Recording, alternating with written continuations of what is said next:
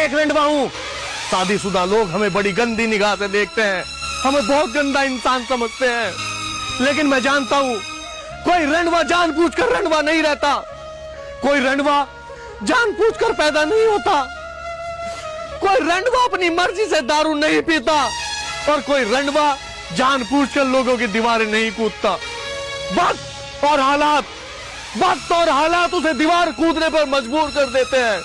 और तुम तो अच्छी तरह से जानती हो कि रंडवों को कफन तो नसीब होता है, पर छाती पर हाथ मार मार कर रोने वाली लुगाई नहीं मिलती। तब से मैंने जिंदगी में एक ही नमक पाया है, एक ही बात सीखी है कि गरीब पैदा होना कोई जुल्म नहीं, कोई पाप नहीं, लेकिन रंडवा मरना सबसे बड़ा जुल्म है, सबसे बड़ा पाप।